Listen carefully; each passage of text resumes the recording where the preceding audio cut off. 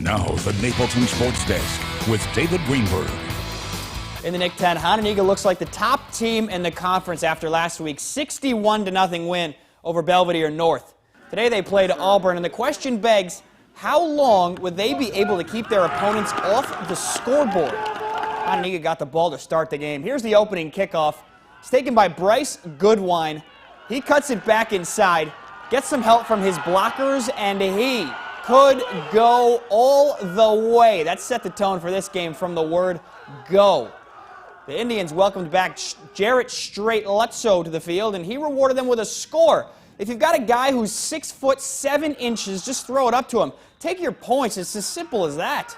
Not only are things rolling right now, the future is bright for Hano. Junior quarterback Isaac Wisenan is a big reason why. Rolling right, firing downfield, and right on the money to Bryce Goodwine. That's back-to-back shutouts for the Indians with the 50-0 win.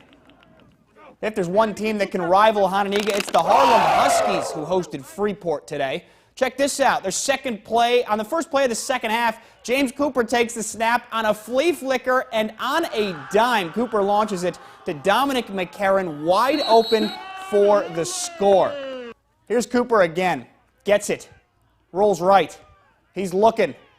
Finds Adrian Palos on 4th and 10, picks up the first down, gets some blocks, and he's in for the touchdown. Harlem's already up big at this point. On the option, Cooper keeps, and there goes that man, spinning and lowering his shoulder, punching it in for 6. The Huskies blow out Freeport, 48-7. In the night game at Harlem, Boylan hosted at Belvidere North. Titans ball to 13. QB Benny Jass keeps it. He fights through the defense and across the goal line for the first score of the game. In the second quarter, Jass again on the keeper. Slips by some defenders. Then he has one man to beat. It's Aaron Winters. Winters brings down Jass just at the 2. The Titans then punched it in. Right before halftime, Jass goes to the air. Has Xavier Bryant behind the secondary. That's a 34-yard score. Boylan wins another big one, 41-7. Check out our big northern matchup from Mendota, where Byron and Oregon played. On the Trojans' home turf, first quarter, Byron running back Josiah Featherston gets outside, and he goes 69 yards for the touchdown. That ties things up at 8-8. In the fourth now, Oregon running back Wiley Rice breaks through the middle, goes 31 yards, fighting off 3 defenders to the end zone. We're tied at 16 all. Just under 5 minutes to play. Byron running back Chandler Binkley. He goes over the right side for the score and eventually the game-winning touchdown. Your final from this one, Byron 24, Oregon 16.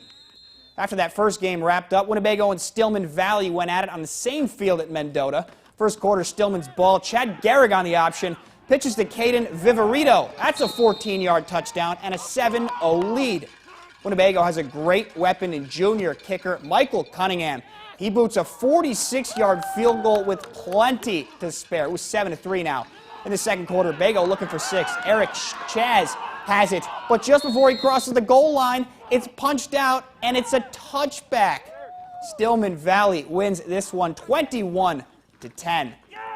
Lena Winslow running back Mari Roby was injured last week, but told me the surgery went well and he'll be rehabbing in just a few weeks. The Panthers defense came out flying on against Orangeville.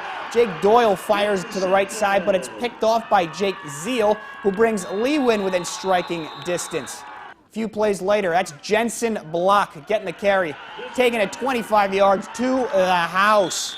Then we got a great look at Roby's replacement, Ethan Fye, taking the carry around the right side, getting the edge, making defenders miss. 55 yards down the sideline he goes, and then back on the bench, Roby, the first person there to congratulate him. Lewin bounced back and pick up the 22-12 win over Orangeville.